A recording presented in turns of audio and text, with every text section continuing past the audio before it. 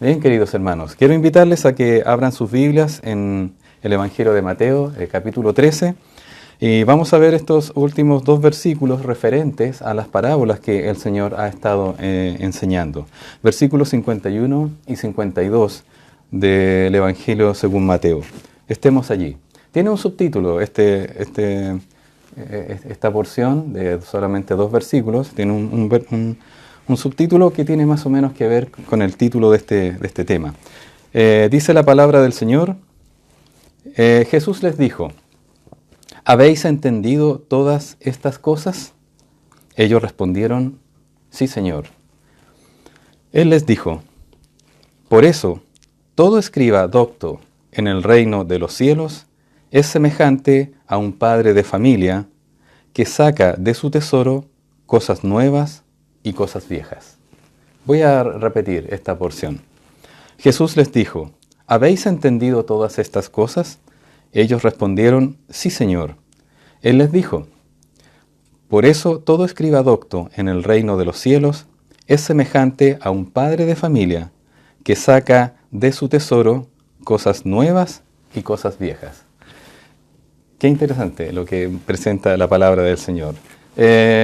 Para hacer un vistazo rápido de esta lección que vamos a estudiar y profundizar, quiero dar a conocer que este es el título, muchos le han llamado parábola, y también tiene sentido que se pueda asimilar a una parábola. Otros también puede ser un símil, una comparación, pero sea como sea, no hay ningún problema en considerarla de esa manera.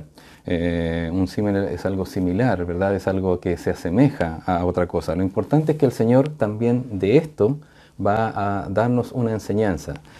El Señor pregunta a sus discípulos, en primer lugar, que les hace una pregunta, una reflexión de que si acaso entendieron esas cosas. Lo primero que nosotros tenemos que entender como hijos de Dios, en que debemos entender las cosas que el Señor nos enseña en la palabra de Dios. En segundo lugar, habla el Señor Jesucristo de un escriba docto en el reino. Es interesante, lo vamos a revisar. Un escriba docto en el reino de los cielos. En tercer lugar, dice que este escriba docto es semejante, y ahí es donde viene la similitud o la parábola, es semejante a un padre de familia. En cuarto lugar, dice que este padre de familia, que es un escriba docto en el reino de los cielos, pero que se asemeja a un padre de familia, saca de su tesoro tesoros, cosas nuevas y cosas viejas. Y en quinto lugar vamos a ver una aplicación para nosotros. El título de este mensaje es Discípulos del reino de los cielos. Discípulos del reino de los cielos. Esto es lo que nos convoca en esta hora. Y nosotros podemos pensar en esta mañana, viendo el versículo número 1, vamos a entrar de lleno en el tema. Versículo 51 dice, Jesús les dijo, ¿habéis entendido todas estas cosas? Ellos respondieron, sí, Señor. ¿A qué se refería nuestro Señor Jesucristo? Bueno, a todas las parábolas que Él le acababa de enseñar a ellos, en particular a ellos. Él habló varias de sus parábolas a la multitud, a mucha gente, incluidos sus discípulos, pero el lenguaje estaba dado para que los discípulos pudieran ser entendidas por las razones que explicamos anteriormente, puesto que ya la otra gente, la que le rechazaba, pero que curiosamente aún le seguía y le escuchaba, no pudiera entender inmediatamente, puesto que esa gente que ya le había rechazado iba a continuar rechazando y maldiciendo el nombre del Señor y en particular al Espíritu Santo. Entonces el Señor hace aquí una pregunta a los discípulos. ¿Habéis entendido todas estas cosas? No nos olvidemos que Él en ese momento estaba ya en su casa, estaba en la casa que es allí en Capernaum, cerca el borde costero del mar de Galilea, y ya estaban encerrados allí, ya se habían entrado después de haber comunicado las otras parábolas, y le pregunta, ¿habéis entendido todas estas cosas? Los discípulos dijeron que sí las habían entendido. Obviamente nosotros comprendemos que ellos entendieron de acuerdo a lo que se podía entender con la información que el Señor y la vida práctica que el Señor les había entregado. Cuando el Señor Jesucristo está pensando, ¿habéis entendido todas estas cosas? Es como si nos hiciera la misma pregunta hacia nosotros. Vamos a ver que esto es por extensión, ya que los discípulos, ellos fueron discípulos del Señor Jesucristo y a su vez después, cuando el Señor Jesucristo se fue a los cielos, les dejó el encargo de hacer discípulos. Por lo tanto, así ha venido sucediendo en estos 2000 años que tiene la Iglesia sobre la tierra, en que se ha ido transmitiendo la información, la revelación que el Señor ha entregado. Y no solamente por medio de las personas, ha sido enseñada por medio de las personas, con la guía del Espíritu Santo, por medio de la palabra. Es decir, no es algo que las personas a lo largo del tiempo hayan inventado, hayan cambiado, o hayan tergiversado, o quizás se hayan puesto de su propia cosecha, como se dice en Chile, sino que al mismo tiempo, siempre referido a la palabra de Dios. Este es el conducto regular, este es el tronco, este es el centro de las enseñanzas de Jesucristo, porque esta es la enseñanza del Señor Jesucristo, la palabra de Dios. Entonces, Él les enseñó, Él les hizo la pregunta, y al hacer esta pregunta, obviamente viene siempre una reflexión interna cuando a usted le hacen una pregunta. Y ellos respondieron que sí. Ellos respondieron que sí habían entendido la parábola del sembrador, la de las 4 tierras. Ellos habían entendido de que lo que se siembra, aquella semilla, es la palabra de Dios. Ellos entendieron de que aquella que fue sembrado junto al camino es aquella persona que no entendió la palabra de Dios, sino que la rechazó voluntariamente. Ellos entendieron que aquella persona que cayó, aquella tierra, digamos, en la cual la semilla cayó sobre pedregales, es aquellas personas que la recibieron emocionalmente, con gozo, ¿verdad? Sin meditar, sin tener raíces profundas, y después, cuando vino la prueba, se apartaron. Como ocurrió también con varios de sus discípulos que seguían al Señor Jesucristo. Dice la palabra de Dios en Juan capítulo 6 que muchos de ellos volvieron atrás. También dice la palabra del Señor aquí, cuando ellos reflexionan y ellos piensan, me imagino, si nosotros pudiéramos visualizar o hacer un escáner en la mente, allí en el corazón de los discípulos, pensaron también aquella semilla que cayó entre espinos, aquellas personas que oyeron la palabra, pero prefirieron el afán, las riquezas, las codicias de este mundo. Eso ahogó la palabra. Creció tan rápidamente aquella maleza, aquellos espinos, que ahogaron la palabra, los abrojos también. Pero también ellos comprendieron que hubo gente como ellos que estaban ahí, que la semilla cayó en buena tierra, esta buena tierra que también había sido trabajada por el Señor de cierta manera, y bueno, ahí pudo dar fruto. Y de hecho la prueba es que estos discípulos, al menos 12 que estuvieron ahí, o 11 mejor dicho, porque estaba incluido Judas en esa pregunta, en esa reunión junto con, ahí en la casa junto con Jesucristo, ellos dieron fruto a 100, a 60 y a 30 por uno. Ellos también comprendieron acerca de la parábola del trigo y la cizaña, en el cual ahora el que siembra la semilla es el Hijo del Hombre, es el mismo Señor que comienza este reino de los cielos en la tierra de una manera espiritual, porque después va a venir de una manera material, física, literalmente, por 1000 años, es el que siembra la semilla aquí en la tierra. Y dice que los de la buena semilla, en esta parábola de la semilla del trigo y la cizaña, los que representa aquí el trigo, la buena semilla, son los hijos del reino, es decir, aquellos que creyeron. Y los que no creyeron son los hijos del malo, en este caso, porque el malo es el que también está sembrando la semilla, en este caso de cizaña. Habla de que los segadores, va a llegar un tiempo al fin del siglo que vienen los segadores, que son los ángeles, y ellos van a separar a los del trigo y la cizaña, porque en estos momentos no lo van a hacer, no está dentro del plan de Dios. También ellos comprendieron la semilla de mostaza, y así suma y sigue, ¿verdad?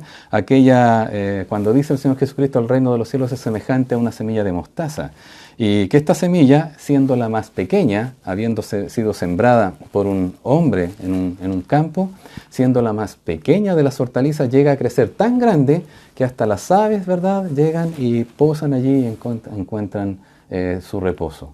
Y nos muestra esta enseñanza de que esta semilla, siendo tan pequeñita, milimétrica, logra tener influencia en todo el mundo, Y eso es lo que está pasando hoy en día. El Evangelio está siendo predicado hacia todas las latitudes, a los lugares más recónditos, aquellos lugares en los cuales usted hablar de Cristo, solamente lo puede hacer bajo pena de muerte. Y aún así hay hermanos creyentes que están preocupados de enseñar la palabra exponiendo sus propias vidas. También nos habló el Señor Jesucristo y les habló a ellos acerca de la parábola de la levadura. Esta ya no es una semilla milimétrica, este ya es un hongo nanométrico, es decir, 1000 veces más pequeño que una semilla de mostaza. Este hongo insignificante que se inserta, dice la palabra de Dios, que una mujer lo inserta en 3 medidas de harina, ¿verdad? Que más o menos 3 a 4 litros o kilos de harina aproximadamente. Y dice que comienza a permear, comienza a tener influencia y traspasa hasta toda la humanidad. Esta es la enseñanza que obtenemos de él. Siendo un hongo insignificante que casi no se ve a simple vista, solamente lo podemos ver por un microscopio, esto logra influenciar a toda la humanidad. Y esto es lo que sucedió con el Señor Jesucristo. Un pequeño bebé que nació en un establo, ¿verdad? Que nació allá en un pesebre, ha logrado transformar el pensamiento de la gente, no porque sea una ideología, no, sino que porque es la salvación a toda criatura humana, a toda persona. El Señor Jesucristo vino de esa manera y ha logrado permear a toda la humanidad. Vimos también la parábola del tesoro, ¿verdad?, en el campo. Este es lo que cuesta en este caso, este es el valor que las personas le pueden dar a la palabra del Señor y a lo que significa seguir a Cristo. Dijimos en esa ocasión que es el inconmensurable valor, primero, de recibir a Cristo, de reconocer de que Cristo es lo más importante, Cristo es más importante que mi vida, Cristo es más importante para mí que cualquier otra persona, que un familiar, que mi trabajo, que mi negocio, todo. Cristo es lo más importante porque solamente Él es el que me da y me ofrece la salvación y solamente Él compró mi salvación, pagó por mi salvación. Pero también vimos la perla de gran precio, en el cual vimos que es el incalculable valor de las verdades espirituales. Conocer a Cristo no tiene precio. Conocer a Cristo realmente es la perla de gran precio. Hay otras cosas que son buenas perlas, son buenas cosas que son también importantes para nuestra vida, pero conocer a Cristo no tiene precio. Al igual que la del tesoro, en este caso, la de la perla de gran precio. Vimos finalmente esta red que es echada al mar, una red de arrastre. Todas estas cosas les enseñó el Señor Jesucristo en privado a los discípulos. Solamente 3 de esas parábolas se las explicó con lujo de detalles, pero otras 4 no se las explicó. Y en base a esa no explicación y explicación de las otras 3, incluida, ¿verdad?, esta de la red, les hace la pregunta: ¿entendieron estas cosas? Y los discípulos le dicen que sí, porque saben que el reino de los cielos, que ya está implantado en la tierra, de esta manera espiritual, y reitero, que ya va a venir de una manera literal, de una manera física, en la cual nuestro Señor Jesucristo, habiendo puesto sus pies sobre el monte de los olivos, de allí en adelante va a reinar 1000 años literalmente sobre este mundo, regenerando muchas cosas. En este tiempo, este reino espiritual, este reino de los cielos, que ya se ha acercado, que está aquí, está inmerso en este mundo. Y en este mundo, ¿cómo está actuando el reino de los cielos? Como una tremenda red barredera, una red de arrastre, que va a tomar a todas las cosas, pero va a llegar un día en el cual los ángeles nuevamente van a hacer esta separación. Los peces buenos van a estar en la cesta, los peces malos van a estar en el horno de fuego que arde allí. Esos son los que rechazan a Cristo. Ninguno va a poder reclamar: Señor, yo quería esto, yo quería... No, al contrario. Usted va a ser responsable de sus decisiones acá. Por lo tanto, les hace esta pregunta: ¿habéis entendido estas cosas? Ellos dijeron que sí. Bueno, a contar de esta pregunta, aquí el Señor Jesucristo, de esta respuesta que dan los discípulos, el Señor Jesucristo pasa al siguiente versículo, como vemos acá. Y el siguiente versículo habla necesariamente de lo que Él quiere decirnos, para que, debido a que han comprendido estas cosas, ¿qué es lo que viene a continuación? Cuando el Señor nos enseña algo, lo hace con un propósito. Les ha mostrado a ellos el misterio del reino de los cielos, varias cosas de cómo ha de funcionar y cómo entrar en el reino de los cielos. Y ahora les dice lo siguiente. Él les dijo, versículo 52, por eso todo escriba docto en el reino de los cielos es semejante a un padre de familia que saca de su tesoro cosas nuevas y cosas viejas.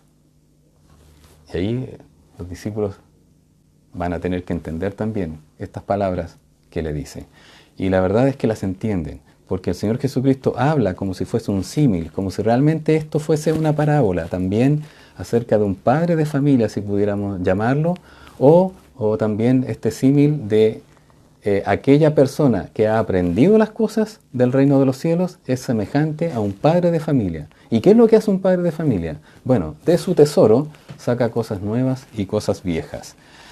Vamos a tratar de comprender un poquitito acá y profundizar qué es lo que quiso decir el Señor Jesucristo, ya que no nos da una explicación, pero sí sabemos por el contexto y por lo que están viviendo que cada enseñanza que el Señor nos da lo hace, ¿verdad?, con situaciones vívidas que están viviendo, valga la redundancia, las personas a cuales son oyentes de nuestro Señor Jesucristo. Por ejemplo, aquí está hablando de un escriba docto en el reino de los cielos, ¿ya? Pero para eso ellos tienen una idea de lo que es un escriba. Permítanme, por favor. La palabra escriba, que es la palabra grammateus en el griego, es una palabra que significa literalmente escriba. No tiene otro significado, es escriba. Eso es lo que significa.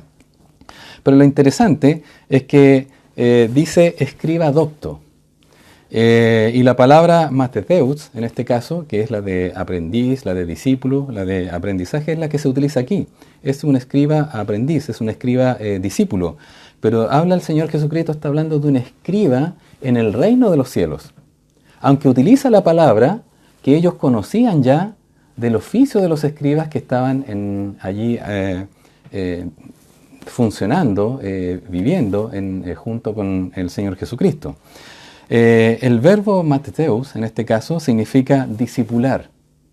Eso es lo que se utiliza para la palabra, en este caso, para hacer uso de los discípulos. Aquí está hablando y se refiere a personas que están siendo instruidos o que han sido instruidos concretamente en los propios asuntos del reino de los cielos. El Señor Jesucristo hace un cambio acá. La palabra escriba, que frecuentemente se está usando con el oficio de los escribas, que vamos a detallar un poquitito más más adelante, próximamente. Esta palabra escriba, él ya la traslada a un escriba en el reino de los cielos. Ya no está hablando solamente de estos escribas, aquellos que le hacían preguntas al Señor, aquellos que eran estudiosos de la ley, aquellos que tentaban al Señor, aquellos que andaban con los fariseos. Ya no está hablando de esos. Está utilizando un concepto de escriba, pero en el reino de los cielos. En otras palabras, hasta el momento en que el Señor Jesucristo no había llegado todavía, existía este oficio de los escribas. Pero ahora que el Señor Jesucristo llegó, Él comenzó a enseñar nuevas cosas. Y en esta nueva enseñanza, estas nuevas cosas, esta nueva revelación, Él tomó este ejemplo, este concepto de los escribas, pero de una manera que está siendo utilizada como escriba en el reino de los cielos. Ya no es en las cosas que se sabían anteriormente, sino que es en la nueva revelación.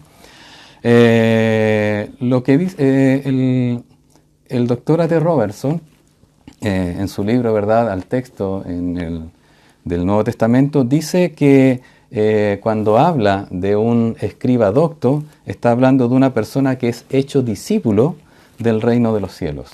En otras palabras, es un escriba aprendiz, pero del reino de los cielos. No es el escriba que está allá haciendo su oficio, sino que ahora es un nuevo escriba que está haciendo un aprendiz en el reino de los cielos, en los conceptos del reino de los cielos. El doctor John MacArthur, por ejemplo, menciona sobre esto y dice que se refiere literalmente a un escriba, y un escriba era una persona que escribía. Para los judíos, el término había tenido una connotación distinta de un hombre que era aprendiz, intérprete y maestro de la ley. Aprendiz, intérprete y maestro de la ley. Un escriba no nacía como escriba. Estamos hablando de un escriba de los judíos. No nacía como escriba. Él era aprendiz. Él tenía que aprender las escrituras. Y lo hacía también transcribiendo las escrituras. Pero al mismo tiempo era maestro y era un doctor de la ley. Un maestro de la ley de la palabra revelada que nosotros conocemos como el Antiguo Testamento. ¿Bien? Ahora bien, lo que cómo eran vistos, qué era el trabajo que hacían los escribas, esto para tratar de sacar un concepto, para tratar de entender cómo debe ser un escriba en este nuevo el reino de los cielos. Tenemos que ver cómo eran vistos también estas personas, los escribas en el Antiguo Testamento.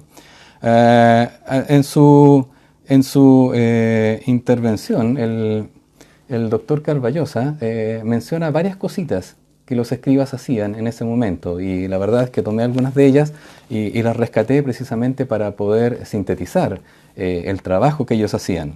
Primero, el escriba era un oficio o escritor judío, pero escritor judío no de cualquier cosa, sino que, en este caso, de la ley.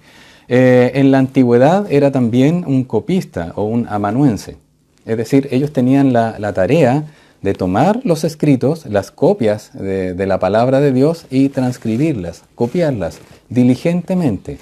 De a dos en dos lo hacían antiguamente los copistas, y ellos tomaron ese oficio, heredaron ese oficio y fueron llamados escribas, y lo que hacían era transcribir las escrituras. ¿Sabe que lo que nosotros tenemos aquí, durante mucho tiempo, en particular lo que es el Antiguo Testamento, durante mucho tiempo fue escrito a mano? ¿No? Fue escrito a mano. Solamente después, por allí en la Edad Media, un poquito más terminando, cuando Gutenberg inventó las notas móviles, ¿verdad? Ahí recién fue transcrito de una manera más automática. Pero anteriormente era solamente escrito a mano. Y a mano no es que usted vaya a pensar, si me está escuchando, pueden haber habido muchos errores, muchas cosas. No, era diligentemente escrito a mano, con buena caligrafía, muy buena letra, en la cual se contaban las letras, se contaban las palabras, y todo tenía que calzar exactamente con lo que había sido tomado como referencia. Todo tenía que calzar. Si no, se rompía y se empezaba de nuevo. La copia de las escrituras era fidedigna, y ese era un trabajo que lo hacían toda su vida los escribas. Toda su vida. Los escribas, por esa razón, eran también conocidos como maestros de la ley. Los escribas también, al mismo tiempo, eran escribanos. Hay una pequeña diferencia, porque un escribano era un intérprete de las escrituras. Era una persona que tenía que ver hasta jurídicamente respecto de las escrituras y también de otros temas. Pero los escribas, eso era un escribano, pero el escriba era exclusivamente de la ley. No se dedicaban a otra cosa que no fuera la ley, la palabra de Dios, todos los días de su vida. No se dedicaban a otra cosa. Ese era su oficio, esa era además su vocación. Los escribas eran reconocidos, vaya tomando estos símiles, para ver cómo debemos ser nosotros también en el reino de los cielos, en la iglesia. Los escribas eran además reconocidos como teólogos y también abogados de la ley. Cuando había una situación, sobre todo en tiempos del Imperio Romano, cuando ellos eran atosigados, porque ¿por qué hacían otras cosas? Porque eran monoteístas, porque ellos hacían ciertos rituales, porque ellos tenían ciertos sacrificios, ellos explicaban y tenían claridad por qué eran las fiestas judías, por qué hacían ciertos sacrificios, las ofrendas de paz, por qué hacían los holocaustos, por qué hacían las ofrendas por el pecado. Todas esas cosas los judíos las sabían exactamente. Cuando les preguntaban y en qué momento tenían las personas, en este caso los levitas, por ejemplo, que tenían que asumir el sacerdocio, ellos sabían exactamente lo que tenían que hacer y les preguntaban a los escribas. Ellos tenían todo este conocimiento. Los judíos, estos escribas también eran algunos miembros del Sanedrín. ¿Qué era el Sanedrín? Este grupo de 70 judíos de la cúpula, digamos, judía, en la cual habían sacerdotes, habían saduceos, habían fariseos y también habían escribas, porque ponían y hacían toda la interpretación de las cosas cuando tenían que tomar decisiones. Eran personas que ejercían gran influencia entre los judíos. La verdad es que su palabra era respetada, eran escuchados, eran atendidos. Cada vez que ellos decían algo, como conocían toda la Escritura, y a su vez los judíos respetaban la Escritura como que venía de parte de Dios, que así lo era, ellos decían, está bien, si lo dice un escriba, ha de ser así. Eran maestros y custodios de las Sagradas Escrituras. Por lo tanto, todas estas cosas que resume, ¿verdad?, el doctor Carballosa, que las he transmitido para que las conozcamos, todas estas cosas recaían, y así era la personalidad, así era el oficio de estos hombres. Estos hombres, para hacer este oficio, este trabajo, eran dedicados, porque trabajaban con una acuciosidad, con una diligencia sorprendente en el caso de la interpretación de la palabra de Dios. Lo que era realmente un tremendo beneficio para ellos. No olvide que el Señor Jesucristo, o Dios en este caso, en el Antiguo Testamento, llamó a Abraham y dijo que de él iba a ser una gran nación. Siguió con la simiente de Isaac, no la de Ismael, y siguió con la simiente de Jacob. Y a Jacob le cambió el nombre por Israel, y de ahí en adelante los hijos de Israel fueron aquellos que fueron confiados a la palabra de Dios. Cuando ellos salieron de Egipto por mano poderosa de Dios, no por ellos mismos, porque ellos eran esclavos, estaban sumidos en esta gran aflicción, el Señor los sacó. Y en el Sinaí, en el año 1445 a.C., el Señor Jesucristo les entrega la ley y le dice: así van a funcionar. Y a ustedes les he confiado, no por ser un pueblo especial, sino que porque yo os he escogido.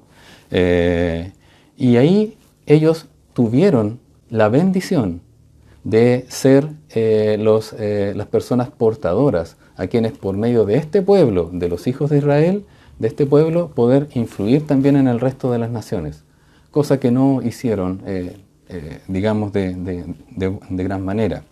Ahora, en el libro de Romanos nosotros encontramos capítulo 3, versículo 1 y 2, cuando el apóstol Pablo está hablando esta tremenda exposición acerca de la culpabilidad del hombre, dice que también, no solamente los gentiles, los que no eran judíos, no solamente los moralistas, no solamente las personas, no todo el mundo, sino que también los judíos, todos son culpables de haber pecado ante Dios. Pero dice algo muy interesante el apóstol Pablo, capítulo 3 de Romanos, versículo 1 y 2, dice: ¿qué ventaja tiene pues el judío? ¿O qué aprovecha la circuncisión? Cuando hablamos de la circuncisión estamos hablando de los descendientes de la carne, ¿verdad?, de judíos. Versículo 2 dice el apóstol Pablo: mucho. En todas maneras, primero, ciertamente, que les ha sido confiada la palabra de Dios. Ellos gozaban, comillas, de una ventaja, pero también al mismo tiempo de una responsabilidad. Para ellos había sido confiada la palabra de Dios. En particular, ¿quiénes eran las personas que llevaban los rituales, verdad? Y el servicio al Señor eran los levitas. Pero ¿quién eran las personas que tenían la transcripción, que tomaron ellos, la transcripción y la interpretación de la ley? Eran los escribas, que antiguamente eran los copistas. Entonces, estos escribas tenían la tremenda responsabilidad de transmitir a ellos y de enseñar y ser realmente maestros, incluso de los sacerdotes, de lo que era la palabra de Dios. Una tremenda responsabilidad que tenían los escribas. Entonces la pregunta es, si a Israel le fue confiada la palabra de Dios para que produjese esta influencia en el mundo, para que todo el mundo, cuando mirara la vida, la conducta de los israelitas, dijera: realmente hay un Dios que es distinto a mi Dios, a Quemos, al Dios de los moabitas, ¿verdad?, a Istar, a Abel, a todos los demás dioses que habían inventado los hombres, pero en particular dentro del pueblo de Israel, los escribas, que eran aquellos que tenían esta responsabilidad de transcribir fielmente la palabra de Dios. ¿Qué pasó con ellos? ¿Qué fue lo que pasó? Mateo 5:20 dice, y vamos a ver algunos versículos para tratar de explicar qué fue lo que pasó con los escribas. Dijo el Señor Jesucristo cuando estaba en el Sermón del Monte, que lo enseñamos hace algún tiempo. Mateo 5:20 dice, y solamente voy a citar estos ejemplos de Mateo para no ir a otro caso de lo que hemos revisado.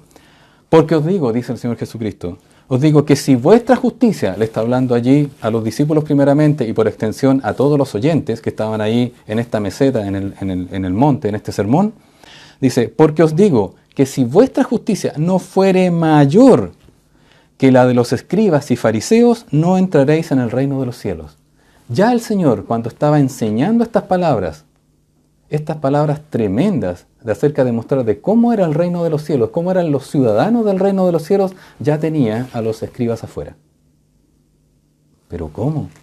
Ellos habían transmitido la palabra, habían transcrito la palabra. Cuando el Señor Jesucristo entró en la sinagoga y tomó una copia de la palabra, la habían escrito los escribas. Ellos ya estaban fuera. Porque no tiene que ver lo que yo hago para el Señor respecto de lo que soy. Porque no tenía que ver lo que ellos habían hecho respecto a si lo habían realmente reconocido o creído. Muchas personas, muchos de esos escribas y fariseos y judíos estaban esperando al Mesías, pero cuando tuvieron al Mesías frente a sus ojos, no lo reconocieron, lo rechazaron. En ese momento, cuando el Señor Jesucristo habla a las personas en el Sermón del Monte, ya tiene afuera a los judíos, en este caso a los escribas y a los fariseos. ¡Qué fuerte! ¿Por qué razón? Capítulo 7, versículo 29. Mire lo que dice la gente respecto de las palabras de Jesús. Cuando Jesús terminó de hablar estas palabras del Sermón del Monte, mire lo que decía la gente. Había sido tal el impacto que habían llegado las palabras de Jesús en las personas, les habían golpeado, les habían llegado, les había sido fuerte con tal autoridad que dice la palabra de Dios, que la gente dijo, porque les enseñaba, Mateo 7:29, porque les enseñaba como quien tiene autoridad y no como los escribas. Algo había pasado en los escribas, que solamente ya se habían limitado a transmitir las palabras, pero al parecer a no vivirla. Cuando se habla de que no tiene autoridad, es una persona que no tiene cara, por decirlo de una manera, que no tiene la altura, que su estatura espiritual no está de acuerdo de las cosas que está diciendo. Hermanos queridos, qué peligro en el cual nosotros podemos estar también. Si nosotros decimos que somos cristianos, si nosotros decimos que somos hijos de Dios, que nosotros decimos que hemos nacido de nuevo y vivimos de una manera igual como vive el mundo. Que mis esperanzas, que son de hijo de Dios, que deben ser distintas a las esperanzas que tiene el mundo, ¿verdad? Y nosotros igual entrando en la misma pelea que tienen el mundo. Peleando por esto, por esta cosa, por esta situación. Y nosotros, en lugar de tener la mira en las cosas del cielo, el tener la mira en la justicia de Dios, estamos aquí en la pelea corta, ¿verdad? Viviendo como mundanos, como todas las personas. No hay diferencia. Entre los escribas, que tenían todo el conocimiento de Dios, su vida era exactamente igual como las demás. No tenían autoridad para hablar de las cosas de Dios, a pesar de que sabían todas las cosas de Dios. Por lo tanto, quedaban fuera. Mateo capítulo 9, versículo 3. Mire lo que pasó y seguía pasando con los escribas. Entonces algunos de los escribas decían dentro de sí, porque el Señor Jesucristo, omnisciente, puede ver perfectamente los pensamientos, y de hecho lo ve. Y en este momento sabe lo que usted está pensando, y lo que usted está diciendo, lo que usted está imaginando. Mateo 9:3. Entonces algunos de los escribas decían dentro de sí, este blasfema. El Señor Jesucristo, teniendo todo ese auditorio de gente que creía en Él, gente que le seguía y gente que le buscaba para tentarle, para hacerle caer, ahí estaban los escribas. Y los escribas decían dentro de sí, este está blasfemando. No lo decían con las palabras, lo decían en el corazón. Basta que ese pensamiento suba en el corazón suyo, basta que ese pensamiento salga de aquí de su corazón sin que salga de la boca, y el Señor Jesucristo ya lo sabe. El Señor Jesucristo sabe todo de usted, sabe todos sus pensamientos, sabe lo que usted va a hacer, sabe sus motivaciones, sabe por qué usted está escuchando en este momento el mensaje, y sabe también lo que está pensando. Y esto es lo que decía. ¿Por qué? Porque el Señor Jesucristo, de los atributos que estamos aprendiendo, ¿verdad? Y que hemos aprendido en los días martes, conociendo a nuestro Dios, está la omnisciencia. Él sabe todo, lo pasado, lo presente, lo futuro, sabe lo que usted va a hacer, sabe lo que usted está pensando. Y aquí está nuestro Señor Jesucristo. Pero no se conformaron con ello. Mateo capítulo 12, versículo 38. Y aquí aparece la guinda de la torta de condenación con los escribas. Si bien es cierto, ya estaban afuera, no funcionaban con autoridad, ahora lo que menciona la palabra del Señor, que a pesar de que ellos decían, ellos pensaban en su corazón de que Jesucristo blasfemaba, era el mismo Dios, en Mateo 12:38 dice, entonces respondieron algunos de los escribas y de los fariseos, diciendo, Maestro, deseamos ver de ti señal. ¿Se acuerdan de esto?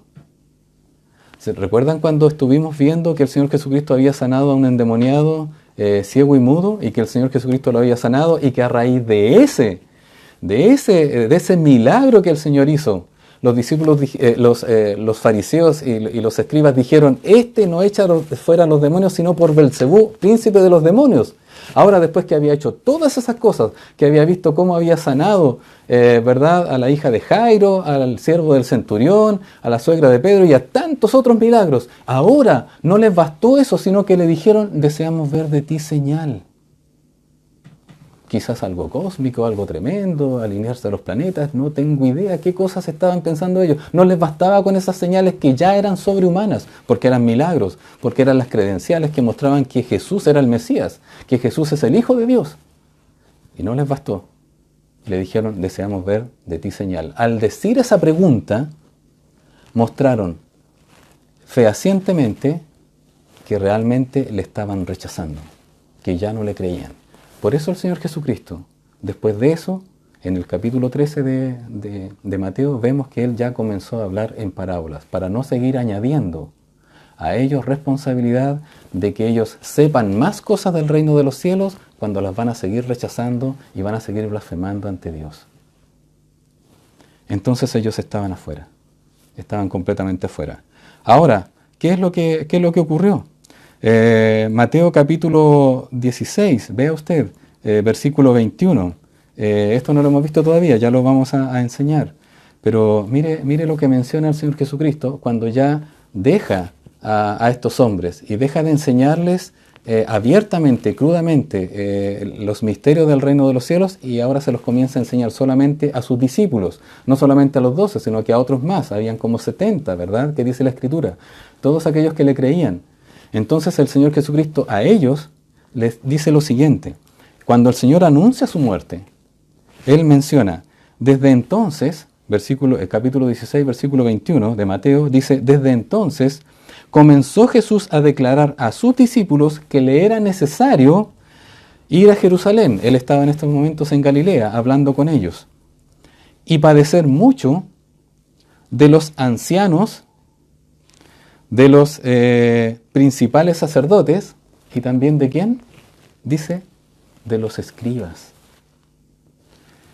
y ser muerto y resucitar al tercer día. Dice que los escribas iban a ser parte de esta sedición contra él, de esta confabulación contra él, de esta conspiración contra Jesucristo para matarlo.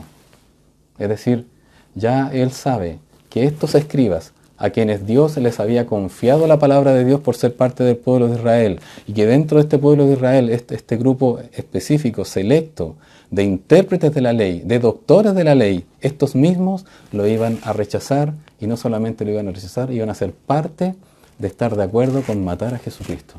¿Todo por qué? Porque estaban afuera, porque no reconocieron a Jesús como el Mesías. Lo dejaron fuera. Entonces, el Señor Jesucristo hizo algo tremendamente fuerte y que ahora lo vemos en estos últimos versículos. Primero, ya vimos, como la gente comenzó a rechazar a Cristo, Él ya no quiso añadirle más responsabilidad sobre los misterios del reino de Dios, comenzó a hablar en parábolas, para que el que tuviera oído, para oír, que lo oyese, que lo entendiese, pero a los discípulos les enseñó las cosas abiertamente, pero al mismo tiempo hizo otro cambio, y ese cambio está puesto ahora.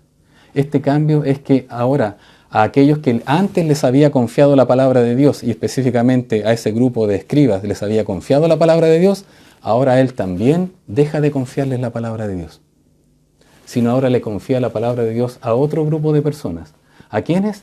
A los escribas, pero del reino de los cielos. ¿A quiénes? A los escribas doctos en el reino de los cielos. En este caso, a los discípulos, a aquellos a quienes les está enseñando abiertamente los misterios del reino de Dios, porque a los otros ya los había desechado por cuanto ellos lo habían rechazado. ¿Se da cuenta cómo el Señor hace la transferencia, hace este cambio? Ya no les está confiando nueva revelación. La nueva revelación ya no se las está entregando a los escribas de los judíos, ahora se las está entregando a los discípulos. Esa es la transferencia que hace. Ese es el cambio de responsabilidad que hace el Señor. Ya los discípulos no solamente van a ser testigos del Señor Jesucristo, sino que además se les ha de confiar la palabra de Dios. Y usted lo puede ver en el Nuevo Testamento. En el Nuevo Testamento hay 13 cartas que corresponden al apóstol Pablo. Hay 2 cartas de Pedro, del apóstol Pedro. Hay 3 cartas del apóstol Juan, más el Evangelio de Juan y más el Apocalipsis de Juan, ya ahí hay 5 cartas de los apóstoles. Está el Evangelio de Marcos, de Juan Marcos, que fue supervisado por el apóstol Pedro. Está también el Evangelio de Lucas, que es el médico que se transformó en historiador en las manos del Señor Jesucristo, supervisado y con la información que le daba el apóstol Pablo. Está también el Evangelio de Juan y está también el Evangelio de Mateo, otro de los discípulos. ¿Se da cuenta? ¿Se da cuenta cómo el Señor hace el cambio? Ninguno de esos eran los escribas que estaban en el antiguo, que estaban con Jesucristo allí cuando Él había llegado con su reino. Ninguno de ellos fue confiado ahora la palabra de Dios, sino que ahora fue a los discípulos de Cristo. Esta es la misma palabra que los nuevos discípulos. Usted y yo somos discípulos. Tenemos esta palabra. Ahora el Señor nos ha confiado la palabra a nosotros para poder comunicarla, para poder entenderla, para poder enseñarla a otros. Porque ahora nosotros somos los escribas doctos en el reino de los cielos. Nosotros somos los discípulos, los aprendices y los maestros, por la gracia de Dios, con el reino de los cielos. Ahora, ¿qué dice el Señor Jesucristo? En el mismo versículo 52, dice que este escriba docto es semejante a un padre de familia. Semejante a un padre de familia. Y esto es muy interesante. Vamos a poner atención. Permiso. Versículo 52. Volvamos a leer. Y él les dijo: por eso, todo escriba docto en el reino de los cielos, es decir, ahora ustedes, a quienes les voy a confiar la palabra de Dios, a quienes les he confiado los misterios del reino de los cielos, a quienes ustedes ya están entendiendo estas cosas, ya que los otros los rechazaron, ahora ustedes son semejantes. Ustedes, cada escriba docto es semejante a un padre de familia que saca de su tesoro cosas nuevas y cosas viejas. Y bueno, padre de familia, el concepto de padre de familia no es muy distinto al que nosotros conocemos de las Escrituras. Incluso no es muy distinto al que usted es como padre de familia. Si usted ha tenido la posibilidad y tiene la bendición de haber sido padre, ¿verdad? Y usted, hermana, que me escucha y que ha tenido la bendición de vivir con un buen padre de familia, entonces usted podrá comprender las cosas que están declaradas en las Escrituras. El concepto no es muy distinto. Por ejemplo, quiero mostrar algunos aspectos, solamente 3 aspectos de lo que hace un padre de familia y lo que el Señor demanda de un padre de familia. Por ejemplo, en Mateo capítulo 7, versículo 11, esto también lo estudiamos. Dice: pues si vosotros, hablando el Señor ahí, en el mismo Sermón del Monte, hablando a toda la multitud, particularmente a los discípulos, ¿verdad? A aquellos que son del reino de los cielos, pero por extensión a toda la multitud que le escuchaba, dice: pues si vosotros, siendo malos, sabéis dar buenas dádivas a vuestros hijos, cuánto más vuestro Padre que está en los cielos dará buenas cosas a los que le pidan. Lo que le pide el Señor y lo que sabe, lo que es una responsabilidad de un padre de familia, de un buen padre de familia, es entregar mantenimiento a sus hijos, el cuidado, el sustento, precisamente cuidado alimenticio, la manutención a sus hijos. Debe hacerlo un padre de familia, hasta cuando ese hijo, ¿verdad?, tenga las herramientas para poder ganarse la vida, digamos, con su trabajo.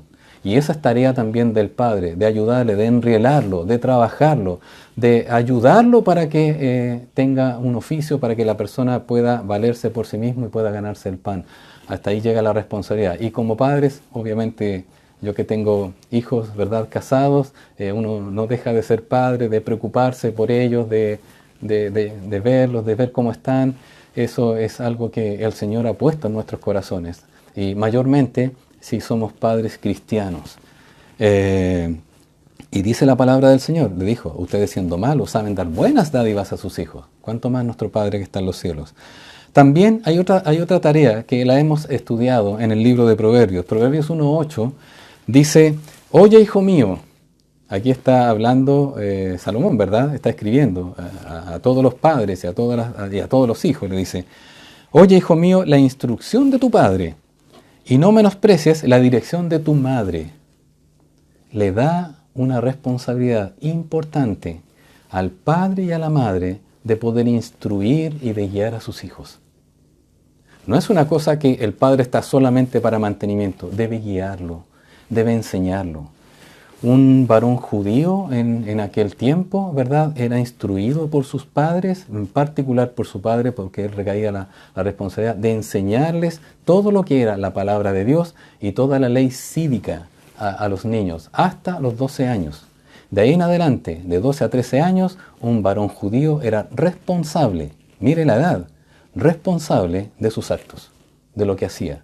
Y un varón judío a los 12 años ya sabía todas las cosas de lo que era el Antiguo Testamento, la palabra de Dios, y también de las leyes y cómo mantenerse. A los 12, 13 años ya comenzaba a trabajar en el oficio del padre, mayormente era así, y después veía si seguía el mismo oficio o seguía otro, pero trabajaba en eso. Su padre se preocupaba de enseñarle lo que es el homeschool hoy en día, ¿verdad?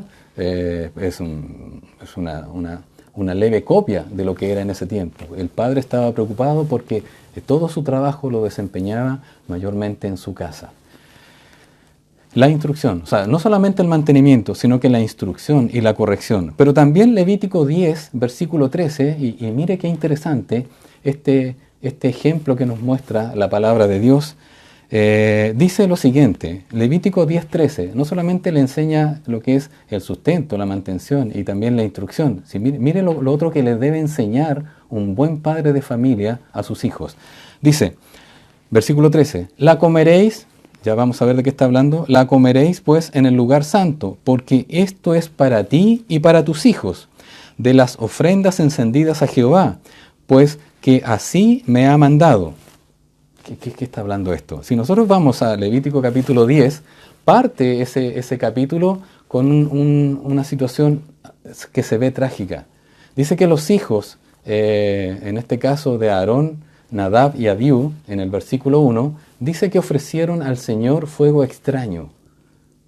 Ellos eran sacerdotes, Aarón era el sumo sacerdote, designado y escogido por Dios, y sus hijos iban a ser los sacerdotes y por tanto iban a continuar en ese sacerdocio levítico por el resto y de generación en generación.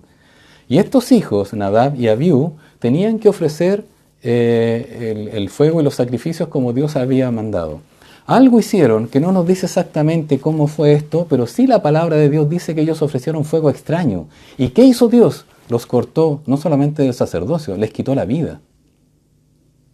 Por tanto, después de que pasó su dolor a Aarón, su luto, ahí Moisés lo restableció en este lugar y ahora habló con su tercer hijo. En este caso Aarón habló con su tercer hijo, Eleazar, ¿verdad? Y le dijo que ahora tenía que seguir como el Señor lo había mandado. Así debe ser.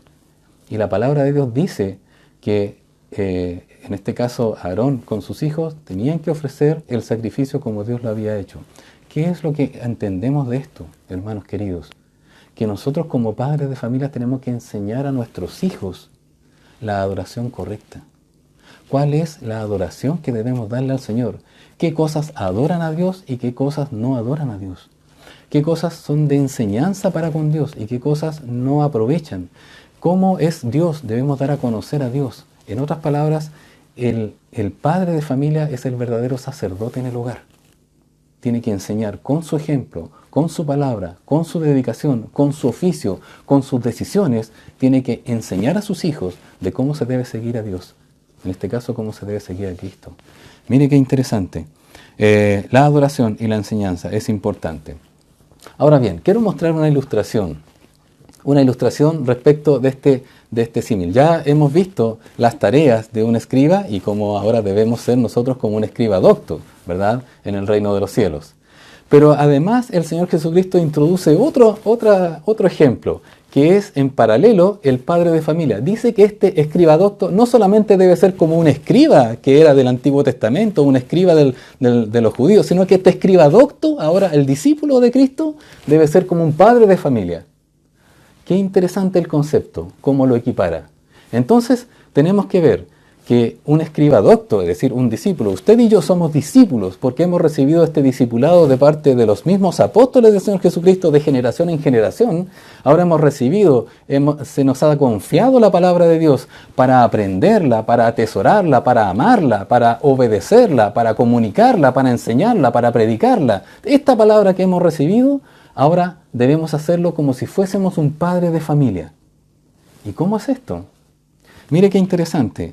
El pastor John MacArthur dice algo muy interesante al respecto, que me llamó mucho la atención como ilustración de esto. Fíjese lo que él dice. El padre de familia era responsable, abro comillas, estas son palabras de él, el padre de familia era responsable del bienestar de todos de la familia. Bueno, ya lo sabemos, ¿verdad? En lo que es mantención, en lo que es la instrucción y la corrección y en lo que es la adoración a Dios. Es importante en todas esas cosas. Pero explica aquí cómo funcionaba coloquialmente un padre de familia allí. Esto aparece, ¿verdad?, en su comentario, en la página 838 del comentario de Mateo que hace el doctor John MacArthur. Y es interesante que dice él que dentro de sus responsabilidades era mantener un amplio suministro de alimentos. Mire, permiso.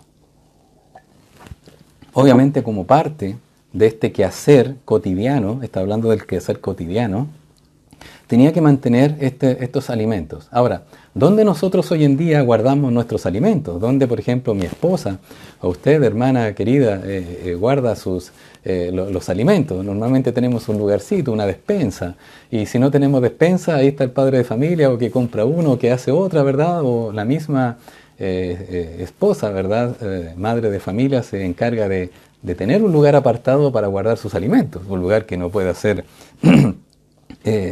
que no se deteriore, que no tenga humedad, etc. Y dice aquí, sigue leyendo el pastor, que no solamente tenían que mantener un amplio suministro de alimentos, sino que dice que también tenía que guardar ropa y todas las demás cosas que los miembros de la familia pudieran necesitar. Sabemos que, por ejemplo, cuando pasamos de invierno a verano, guardamos la ropa de invierno, ¿verdad? Pasamos la otra ropa. Bueno, esas cosas hay que guardarlas en algún lugar. Tenía que preocuparse el padre de familia de dónde tener las cosas y que se conserven en buen estado para después volver a usarlas. Era una persona que se preocupaba de eso. El padre mantenía esos suministros en una bodega. Y ahí está lo interesante. ¿Dónde nosotros guardamos las cosas? En lo que nosotros conocemos como bodega. Pero que en ese tiempo esa bodega se llamaba tesoro. Mire qué interesante lo que decía el doctor MacArthur.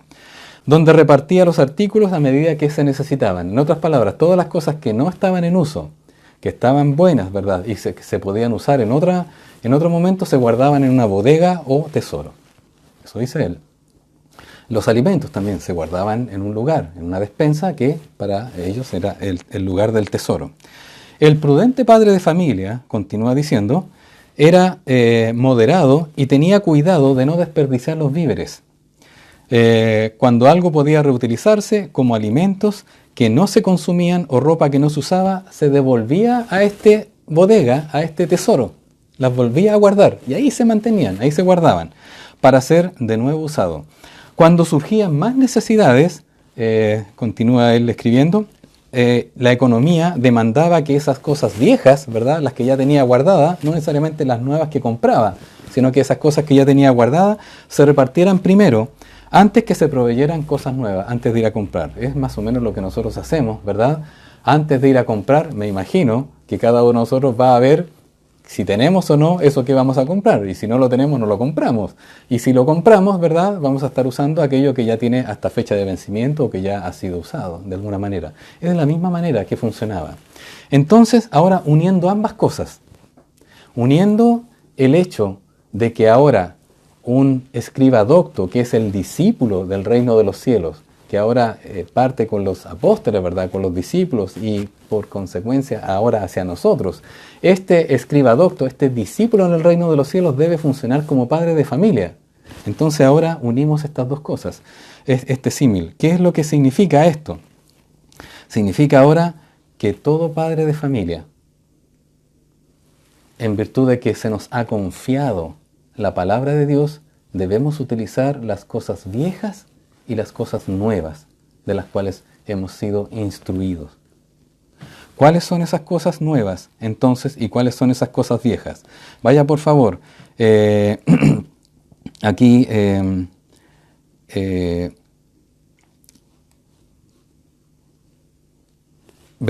capítulo 13, versículo 11.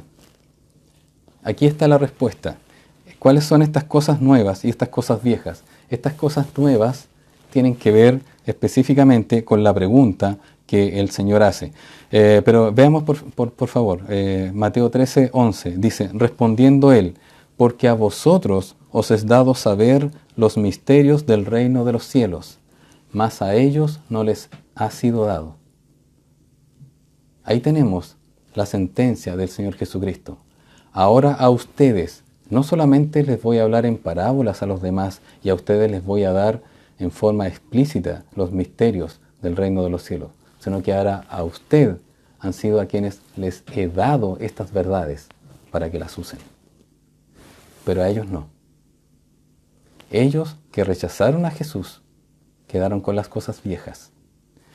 Estos que recibieron al Señor Jesucristo, que le creyeron, que son sus discípulos, ahora tienen la posibilidad de conocer las cosas nuevas, nueva revelación. Entonces, ¿qué fue lo que sucedió? No solamente a estas personas que el Señor escogió como sus discípulos, sino que también a todos aquellos que han creído. El apóstol Pedro dijo en Juan capítulo 6, versículo 69, dijo, y nosotros hemos creído y conocemos que tú eres el Cristo, el Hijo del Dios viviente. ¿Qué estamos viendo?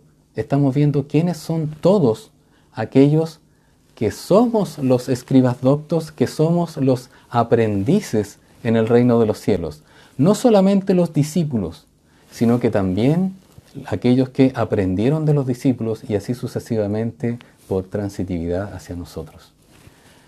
Mateo capítulo 28, versículo 19, dice la palabra de Dios, por tanto id y haced discípulos. ¿A quién le dijo esto? A los apóstoles, a los discípulos que estaban allí. Dijo, id y haced discípulos a todas las naciones, bautizándolos en el nombre del Padre y del Hijo y del Espíritu Santo. Y por consecuencia, esas personas que eran discipuladas por los discípulos, ellos se hicieron discípulos. Y los discípulos hicieron discípulos, y los discípulos hicieron discípulos. Por eso nosotros, cada vez que tenemos un hermano nuevo, una persona que ha creído en Cristo, necesitamos discipularla, necesitamos trabajar con ellos, enseñarla. Y el discipulado no es solamente un discipulado específico, que sí es importante. El discipulado incluye con aprender todas las cosas que estamos aprendiendo, los martes o los miércoles, los jueves, los sábados, los domingos. Y muy en particular con su meditación diaria, con su lectura diaria, con su devocional diario, su aprendizaje diario.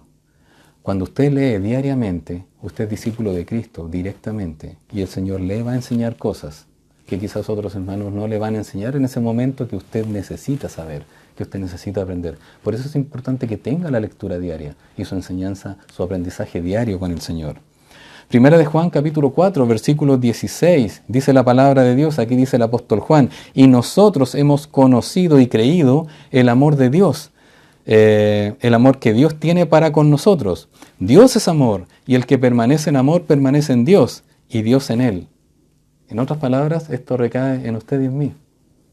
Si usted ha creído en el amor de Dios, usted ha creído en el sacrificio que hizo Cristo por usted, entonces usted es creyente. Y si usted es creyente, usted es hijo de Dios porque ha sido perdonado de sus pecados. Y si usted es hijo de Dios, entonces usted es un discípulo, es un escriba docto en el reino de los cielos, es un discípulo, un aprendiz. Entonces ahora debe funcionar como padre de familia. Entonces, con estas cosas que hemos estado uniendo, ¿qué es lo que tenemos que hacer? Ciertamente, vuelve al versículo 52, aquí donde dice, saca de su tesoro cosas viejas y cosas nuevas.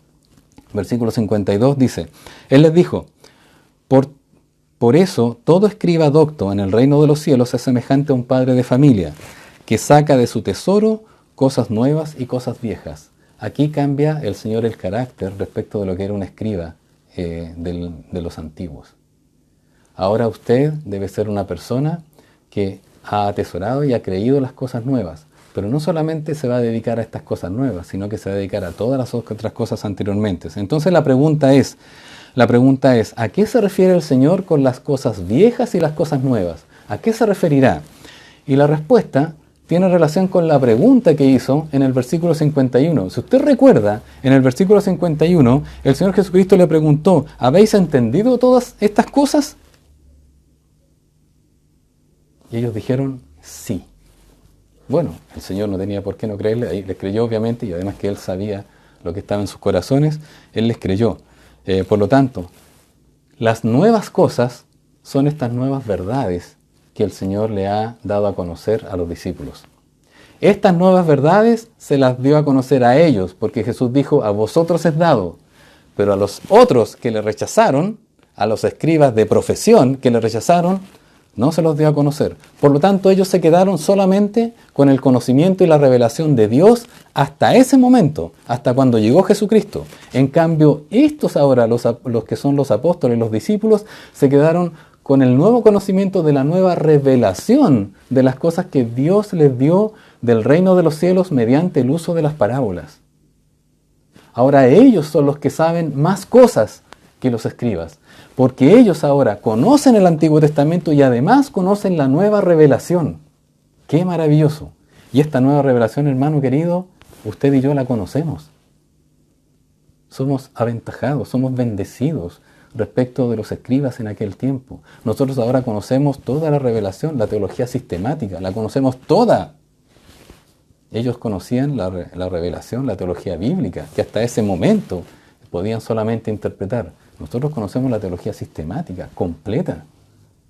Conocemos toda la revelación, tenemos en nuestras manos toda la revelación y tenemos las cosas nuevas que el Señor Jesucristo mostró con estos misterios, ¿verdad?, de las verdades espirituales.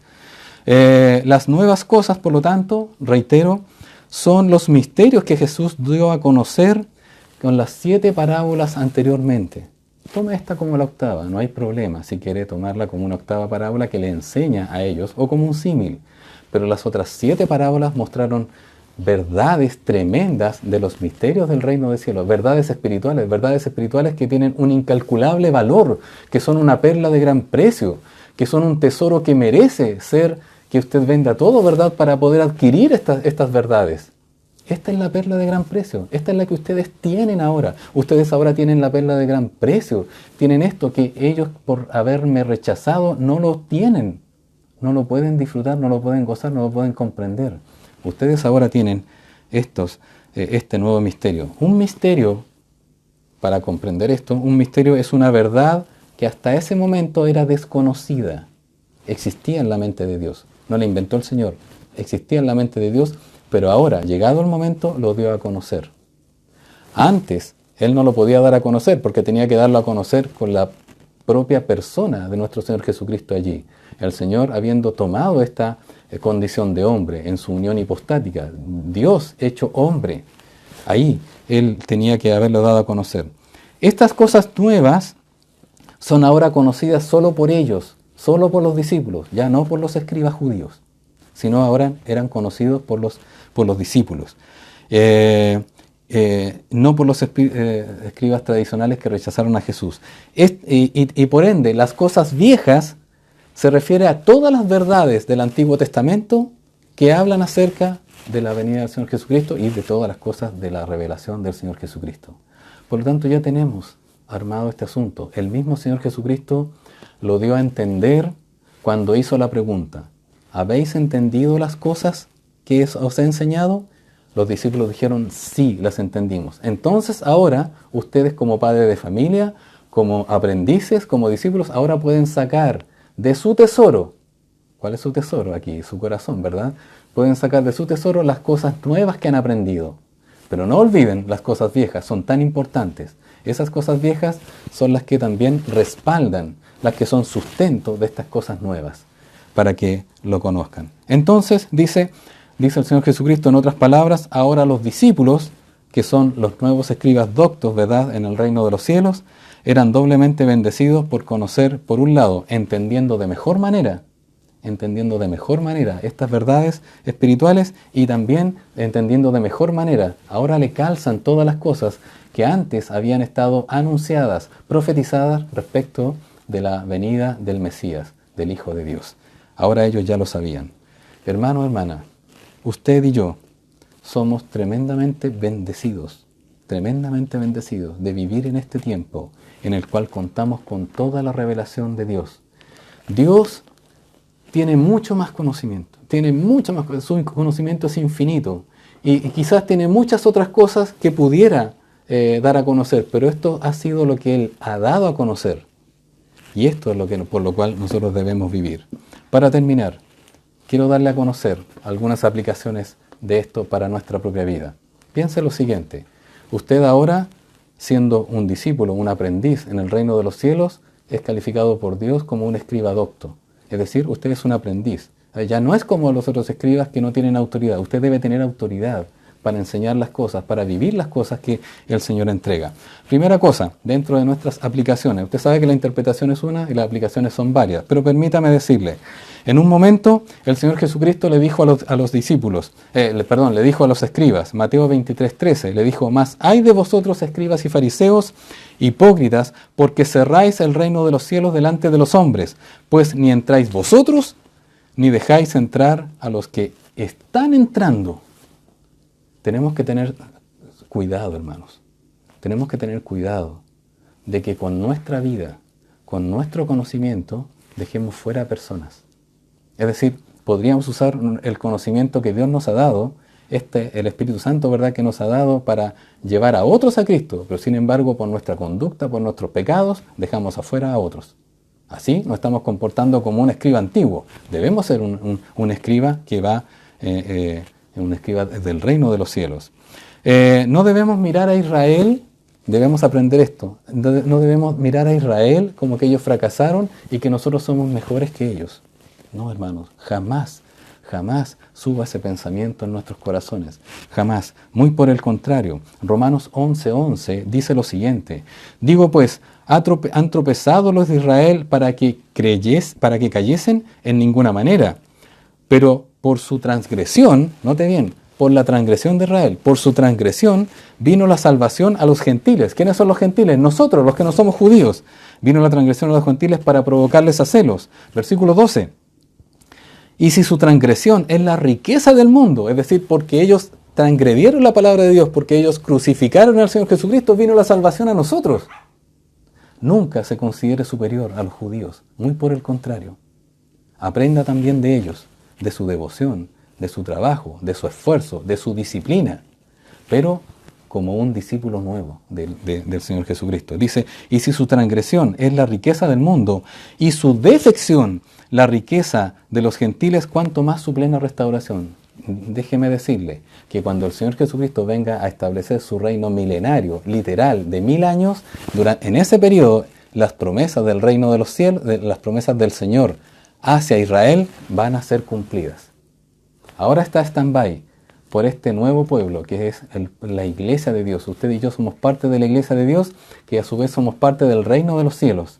Bueno, este reino de los cielos se va a completar cuando Israel, ¿verdad?, reciba las promesas del Señor en este reino milenario que el Señor Jesucristo va a establecer. Así que no se le ocurra por ningún motivo pensar que usted es mejor que Israel. Al contrario, somos tan débiles como ellos. En tercer lugar, considere nuestro pasado. Esta es una muy buena aplicación que nosotros podemos ver y meditar, este pasado. El apóstol Pablo dijo en 1 Timoteo capítulo 1, versículo 13, dijo, habiendo yo sido antes blasfemo, perseguidor e injuriador. Mire cómo era este apóstol. Blasfemo, perseguidor e injuriador. Fue blasfemo. Y dice, más fui recibido de misericordia. ¿Cómo es usted ahora? ¿Cómo era usted antes? Utilice esas cosas viejas que tenía antes. No como ejemplo de lo que hay que hacer, sino como ejemplo de lo que no hay que hacer. Como ejemplo de que aún siendo así, el Señor igual lo rescató, lo perdonó y lo limpió. De lo mismo para otras personas, para que puedan entrar en el reino de los cielos. No importa el pecado que estas personas tengan, llévelos y guíelos al arrepentimiento, tal como usted se arrepintió. También, en cuarto lugar, no ignore que debe conocer bien la Escritura. La palabra de Dios dice en 2 Timoteo capítulo 3, versículo 16, toda la Escritura es inspirada por Dios, el Antiguo Testamento y el Nuevo Testamento. Por lo tanto, toda esa Escritura que es inspirada por Dios es útil para enseñar, para redarguir, para corregir y para instruir en justicia. Debe usar toda la Escritura, debe aprender de toda la Escritura. En el Antiguo Testamento se revela el amor, el carácter, la omnipotencia, todo lo que es de Dios. En el Nuevo Testamento, lo que hace el Señor Jesucristo es dar cumplimiento a aquello que había anunciado y mostrar cómo hemos de vivir en este tiempo. Así que, hermanos queridos, ¿cómo debemos responder? Debemos responder con honor y privilegio. Usted y yo hemos sido calificados como escribas doctos. ¿Por qué? Porque somos aprendices, porque somos siervos del Señor, porque somos discípulos del reino de los cielos. Amén. Que el Señor les bendiga y tengamos un tiempo de oración. Que el Señor nos use.